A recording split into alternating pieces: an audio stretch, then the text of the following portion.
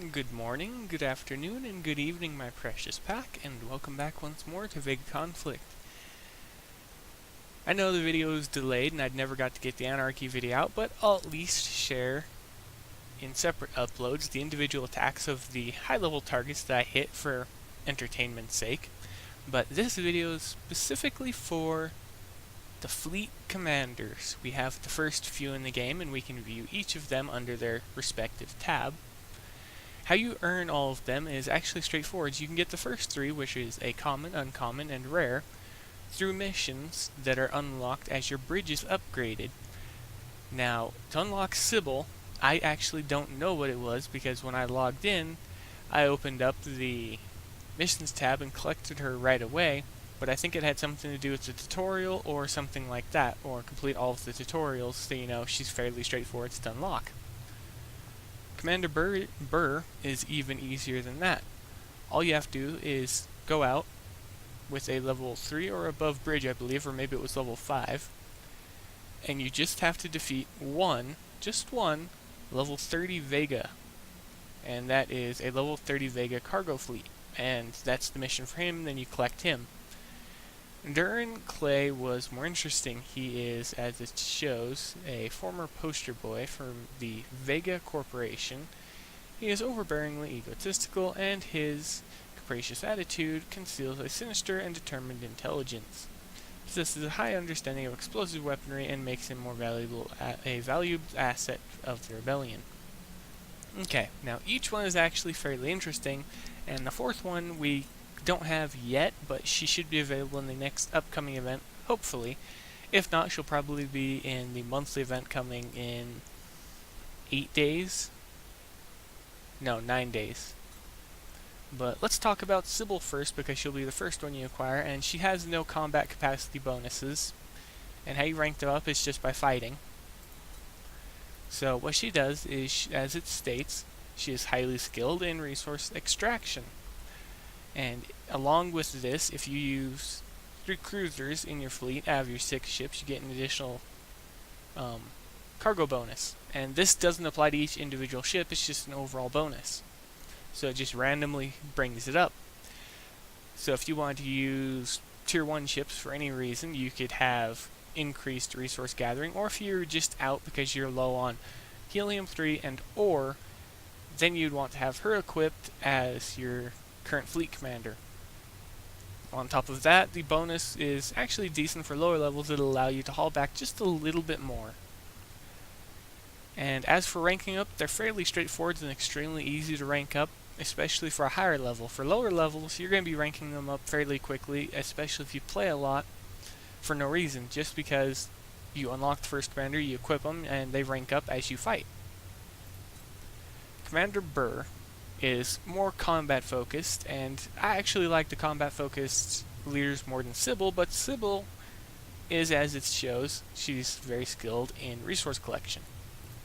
Commander Burr, on the other hand, he boosts energy damage by 25% as max rank, along with adding 3,240 points of shield energy to ships that have shields. So you could use a level 1 ship with the weakest armor and stuff like that, and it would boost the shield strength to a very, very large degree, and this doesn't count as additional repair time. So you could get much, much better repair ratios on lower tier fleets with this than you could on higher tier fleets, because they already have extremely large shield capacities. And this is another thing that confused a few people, but it didn't confuse me because I was playing around with it and I quickly realized it. He has 2 separate compositions that you can make, either cruisers or battleships, and the bonus for his bonus, it increases weapon speed for energy weapons only. And something, when you equip him in a fleet that has 3 cruisers or 3 battleships, it becomes active, or you need a total of them. But, as I'm going to point out, it should be active because it lights it up, and unlike Durin, who requires both sets in a single line, and you have to actually equip both sets for it to light up just to get this bonus, You only need one set from what I've noticed, and I have done a little bit of testing. It does seem to be working that way. But most of my weapons are beam class anyway, so it doesn't really matter. Now on to the commander that I'm going to say is going to be a very good friend of all lower levels that can actually attack the targets to unlock him. Now, Durin Clay's earned by fighting level 60 Iron Star fleets.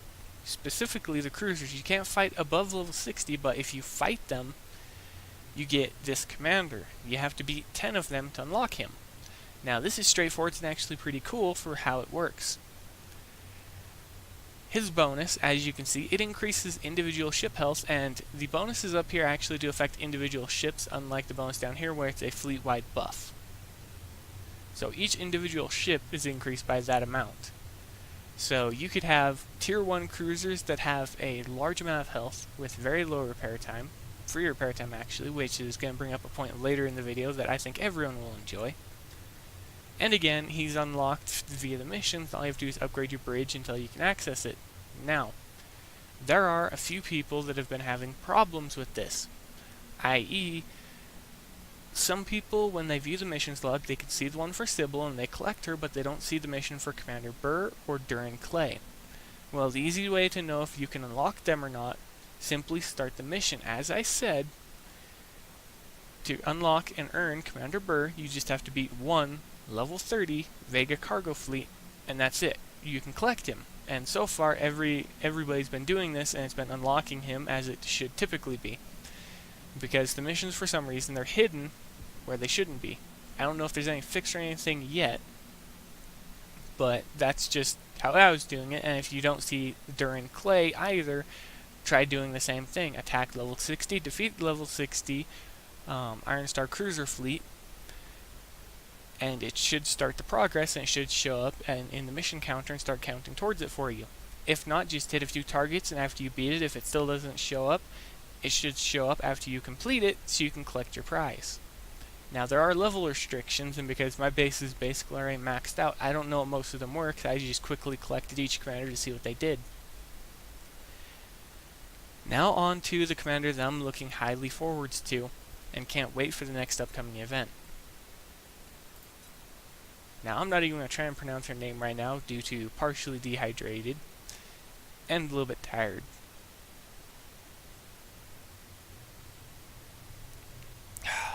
Everybody loves water. But, as you can see, just like Burr, she boosts energy, the shield energy, by a very large amount.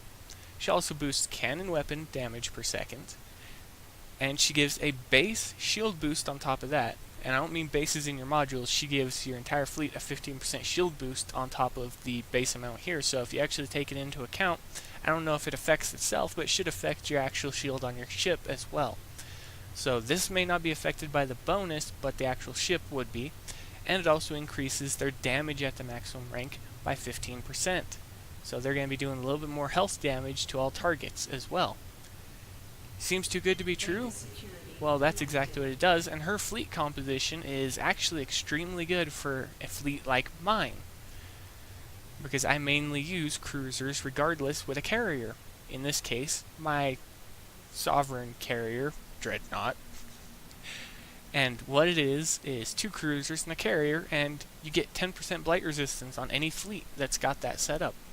So that is actually a pretty good way to either boost your top fleet's resistances against blight, or give ships that don't have any blight resistance, such as altairians and below, a little bit of blight resistance.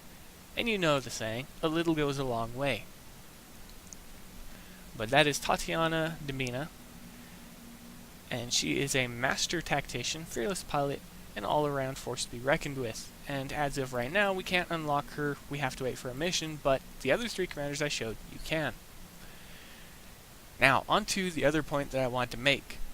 A while back, I stopped producing PvP videos because PvP just bores me. It's a matter of you go out, you fight, you take repair time, you log out. That just, it doesn't interest me because I want to actually log in, play the game, not log in and log right back out, because it's just, I came here to play the game. And that's one of the reasons I stopped playing Civil War, especially with the prizes being slashed and everything like that, there's just no incentive for me to even take the repair time. And as a matter of fact, I just use the time to repair my fleets, and that's it.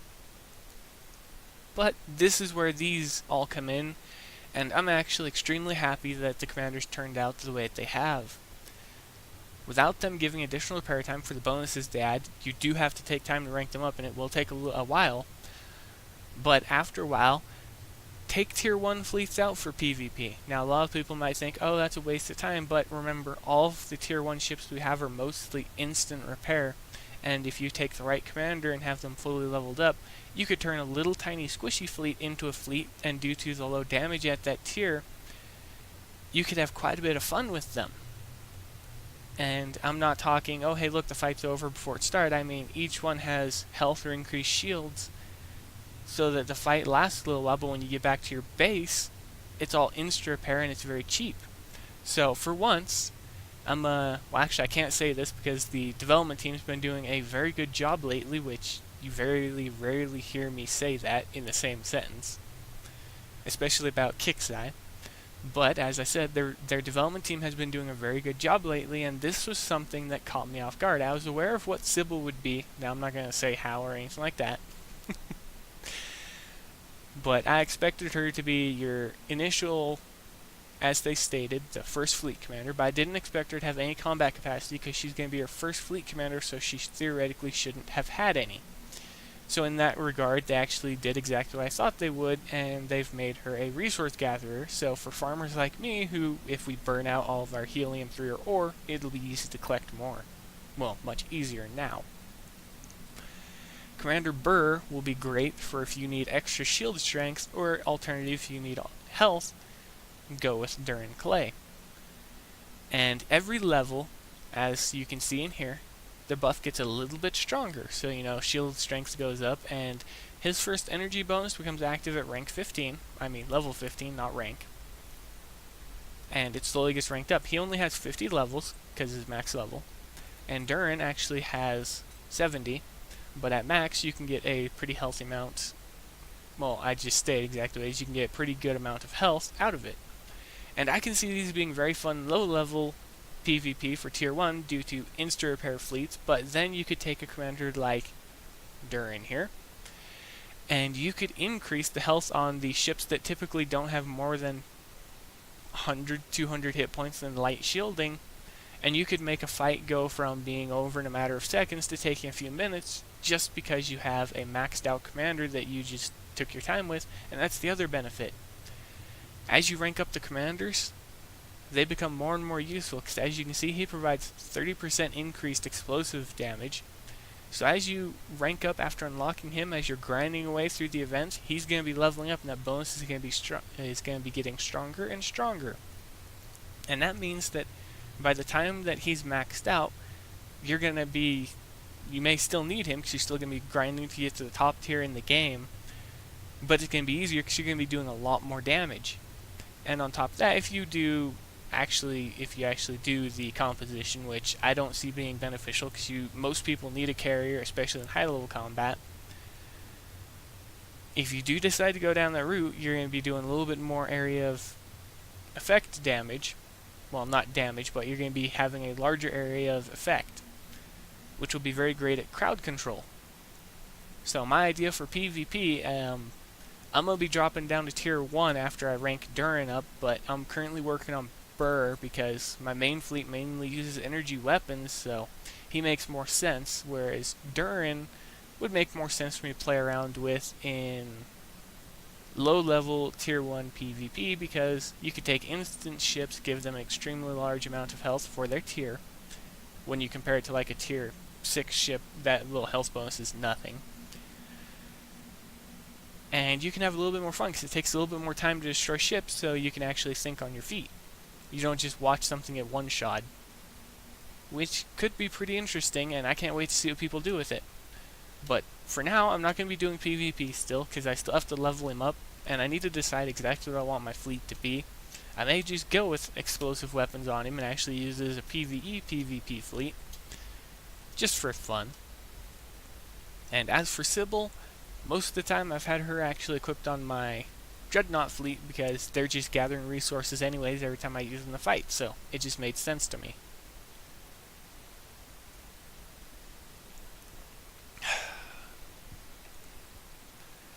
But that's all I want to talk about was the commanders, and a little bit about the additional buffs that they provide for no repair time. It's going to take a little while to rank them up, and you can't pay gold to rank them up, so it's going to take you a little while. But when you do get them maxed out, you can do quite a lot of interesting stuff in low-level PvP. So if you want to play for hours on end, well, step back from the high tier, step down the low tier, slap a commander into any of them, and see who wants to fight. But that means that the Rancor battleship, stuff like that, that also means that farmers would be able to do a little bit more in the course of the game. And you might not have to go back to your base as much for repairs because the ship may lose a much smaller amount of its health. But that's going to be it for this video, everybody. If you liked the video, feel free to leave a like, comment, and subscribe. If you're excited about the commanders and their potential, like I am, I want to hear about it down below. If you guys have other ideas for the commanders that I may not have mentioned or may not have thought of in this video, feel free to say so below. I'd actually like to hear them. So far, my initial thoughts on the commanders is they're interesting and entertaining in various aspects. And that's, well, we'll need more commanders, which I hope that they bring out a few for each tier and they continue up until we get to Umbra tier and so on and so forth. Because it'll be highly interesting to see them. But I'm going to go ahead, I'm going to stop chatting all your ears off, so go ahead and do what you want to do. I'm going to leave you all, so be safe out there in the void, everybody. And as always, I'll see you later.